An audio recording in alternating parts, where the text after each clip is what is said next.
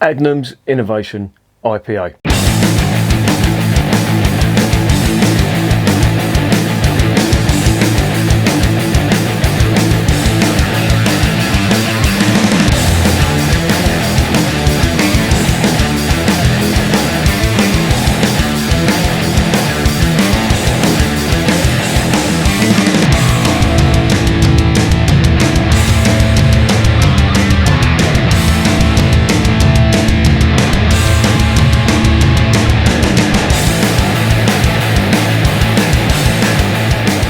And remember, life is too short to be drinking shitty beer.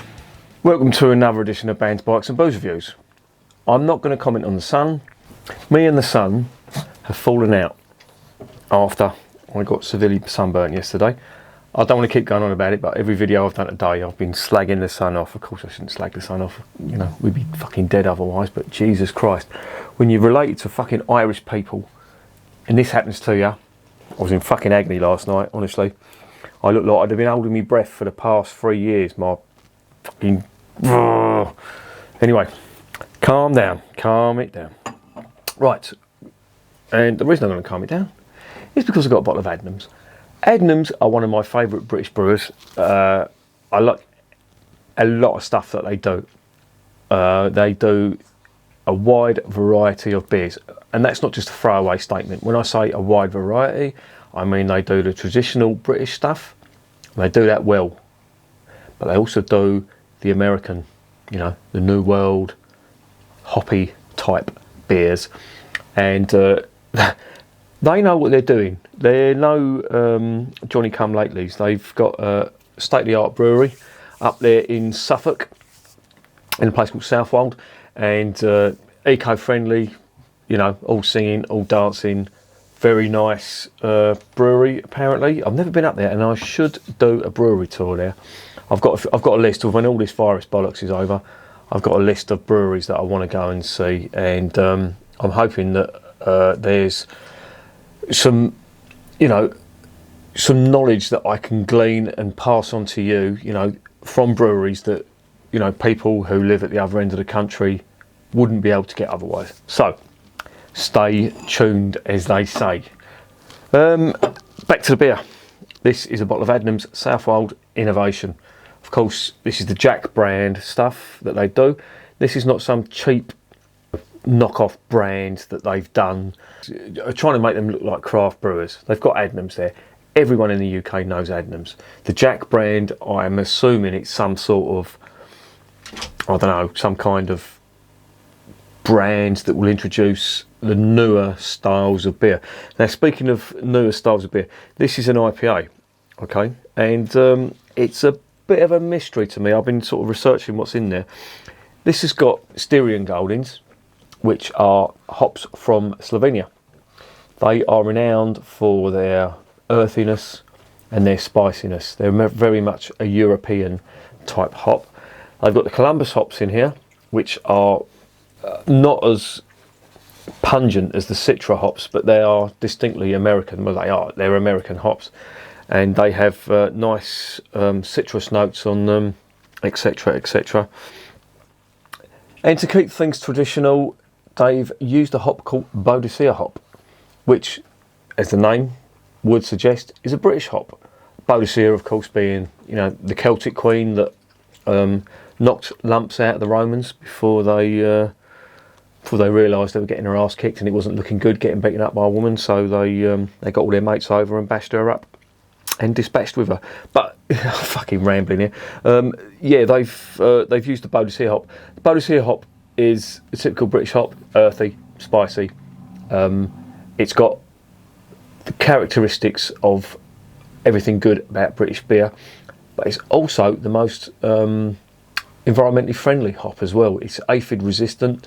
It grows on hedgerows, and it's quite a new hop from what I've been sort of reading up about it. Never heard of it before. This is the first time I've heard of it, so this is going to be interesting.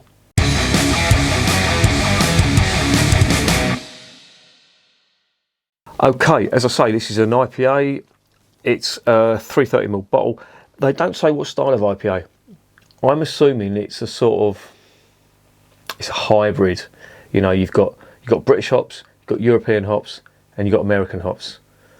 Read into that what you will.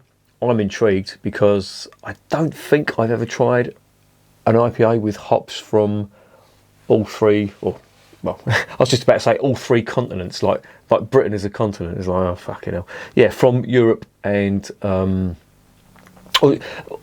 to get it right, I've never tried an IPA or beer that's listed as an IPA with hops from such geographically diverse regions. So this is going to be interesting. It's 6.7%, so that's pretty hefty on the ABV. They say it's a hoppy IPA, which with them 3 hops, I would imagine it is. It's always best served chilled. This has just come out of the fridge, and the rest is just, the ingredients, usual caper. It contains wheat as well, made with I'm trying to fucking see. More than a man can bear. The thing is, I've had to close. I've got blackout curtains in this window. I've had to close them right over. It is just so hot out there that if I leave them open, this room just heats up and it's like a bloody sauna. So I've had to close them over, and that keeps the temperature down a little bit. It's got wheat with grapefruit, tropical fruits, white pepper, spiciness. Yeah, when I talk about spice, I talk about the pepper. That's white pepper that you're getting from usually Sars hops or Goldings. They're renowned. Both of them hops are renowned for their spice. So when I describe flavours of being spicy, it's not just a throwaway comment that I've read on the internet. They're characteristics of European hops. The spiciness, and the spice in particular is white pepper. So you may not get that if your palate's not tuned to it, but once you do, then you can taste it straight away. You get it in Belgian beers a little bit, but it's very, very subdued. But British hops are just renowned for their spice, and as I say, it's usually white pepper. White pepper spiciness and biscuit flavouring. Rye. It's fucking big. Oh, do you ever run those cartoons about that ridiculous little nearsighted old man? Big, bold and hoppy. Let's get this beer open.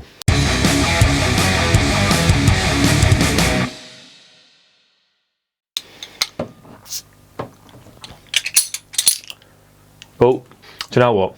I've just spoiled everything here, but that beer was just about to froth up. I think it's because of the ambient temperature here, and this has come out of the fridge and it's so cold, and where the atmosphere sort of meets in the bottle, of course it's all pressurized. When you see the smoke when you're opening, it doesn't mean anything about the beer, but that's the atmosphere equalizing. And when it does, sometimes when the pressure's really big on there, or it's cooled down, or it's warmed up really quickly, you get a vacuum. And that's what's happened here. That's when beer sort of foams up. Or it could be lively yeast as well. I don't think it's lively yeast. I think it's to do with the temperature. It's really hot in this room at the moment. Anyway, I got a lot of spice on that. That was the first thing that hit me, was the white pepper on the nose. Oh, it's lovely. It's like a toned down grapefruit, subtle grapefruit, and spice. And floral notes. It's exactly as I described. So let's get it into the glass. Maybe I can get some more from now. Now, as I say, it's an IPA. There's no description of what IPA it is. IPAs now, to be honest, if you just create something that's full of hops and it's top fermented, you can call it an IPA. There's no rule saying you can't. Look at that. That is absolutely lovely. That is a hazy, orangey colour. One finger foamy white head on the nose. Yeah, it's lovely. It's got them nice floral notes, and it's quite fruity. Not so much grapefruit on there. I'm getting sweeter fruit like mango or something like that, and the spiciness is there. I can get that white pepper that they talk about, but of course you'd expect that from the Sars hops. If you've got not Sars, Styrian, from the Styrian Goldings. That's what they're renowned for. Full of earth, full of spice. Let's get it down the hatch.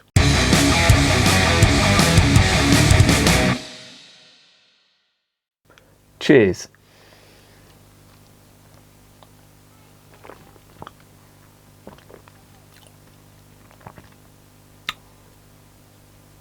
Oh, it's lovely.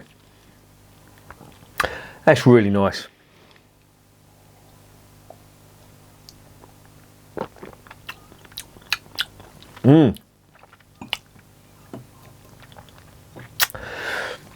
This is really good. And do you know what? Do you remember I was talking about the Goose IPA and how disgusting it was? This is what Goose IPA could have been. I can see some similarities, but Goose IPA, or the people who manufacture Goose IPA, they just got the balance so wrong. They had masses of floral notes, and they weren't very nice floral notes. Don't get me wrong, they had their place, but they were just too overpowering, and they made it taste pretty disgusting, in my opinion. When I said Adnams have got this right, I meant they've got it right, because they do things properly. They're not some Johnny-come-latelys, you know, and they care about what they brew. That's the impression I get from them, because everything I've tried from them has been, at worst, really good, and at best, outstanding. So, you know, when you're doing that, in my opinion, and of course, as I always say, these are opinions, this is a really good beer from a really good brewery.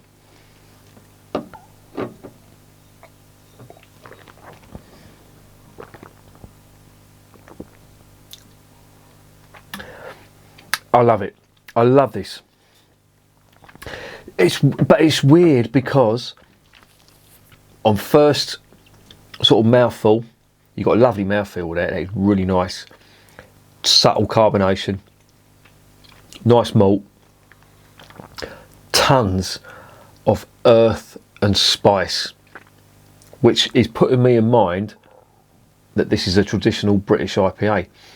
But then, as it sort of, you know, it sort of goes to the back of the throat, then the fruits hit you, and you're sort of thrown a bit. You think, oh, this is, you know, this has got a lot of influence from the New World hops, which it has. The Columbus hops just kick in. If they hadn't put the Columbus hops in here, I'd say that's a really nice British style IPA. I think what they've done is a sort of it's like a hybrid, in my sort of opinion. You're getting the best of both worlds, and that's a really good concept that they've done there. I think Goose Island tried it.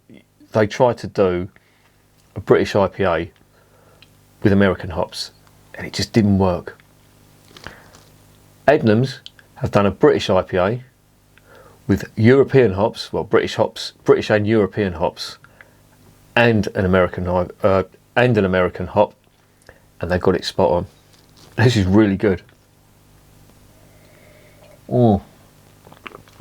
Even as you're drinking, you know, you take a sniff, and that spice just hits you, and it's really nice. It's like a peppery spice.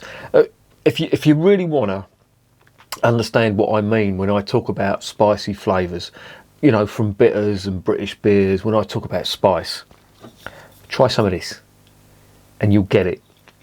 It's that white pepper. It's the only way I can describe it. White pepper dryness, and it's lovely. And they've got it absolutely spot on.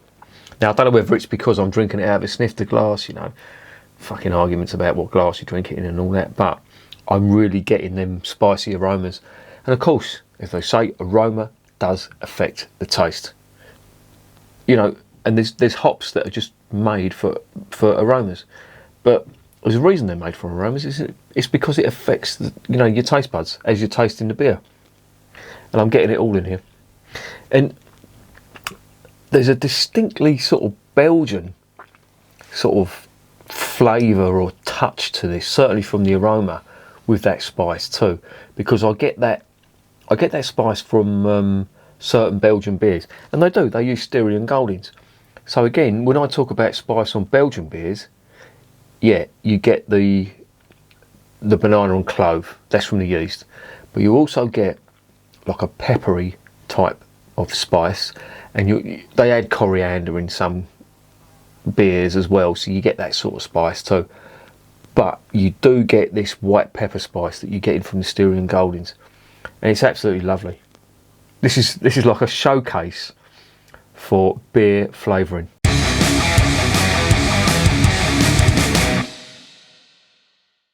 So what's the verdict? Well, Adnams have done it again. You can pontificate about all the young craft breweries that are coming out now, and they're just packing the beers full of 5 or 6 different, hops, and getting as much fruit and bitterness, grapefruit bitterness, as you can. And to be honest, there's an old saying, and it's if you run with the pack, you'll never get further than the pack. And I think a lot of craft brewers are doing that now. I think Adnams are just, they're not jumping on that trend, and they're just getting things right with beers like this. I love it. It's like a showcase for all the adjectives I use when I describe the taste of beer. Spiciness, earthiness, floral notes. There's some malt in here as well, but this is all about the hops for me, and I love it. I think it's brilliant. For me, I have to give it a 10 out of 10, because this beer, it makes me sort of feel vindicated when I'm reviewing beer. It's like, I read about these hops, and you cannot convey when you read about hops what they actually taste like. But when you read about them and then you taste them in abundance, in perfect balance, it's like, yeah, I get it now. I get why these. I mean, I'm a fucking amateur testing beer, like, you know what I mean. But there's people that do this for a living, and when they describe it, sometimes you think, oh yeah, you're taking a piss, like, but with your description. But there are times when you think, yeah, bang on. And Adnams have done it. So it's a 10 out of 10 from me. I love that. That is really nice. And don't be put off by the Jack brand. Adnams have got their own labels and all that. This Jack brand is nothing. If anything, it's one to go for. I've tried the hop lager from their Jack brand. I've tried their other IPAs and pale ales. They've done a really nice pale ale that I reviewed recently. Have a look on the channel, it's on there. Yeah, Adnams, just get it right. So it's a 10 out of 10 for me. Thumbs up for a British brewer. We've all got to, stick up for our, I'm not saying stick up for our own, like, what I mean? It sounds like I'm sort of advocating fucking, a sort of trade embargo or anything like that. But we have, we've got to stick up for our own breweries, because if you don't, during this climate, with the virus and all that, they're going to go. They're not going to survive. So I'm quite happy buying Adnams beer. I know I'm getting a quality product. So yeah, it's 10 out of 10 for me. Recommended. And remember, beer is working class champagne.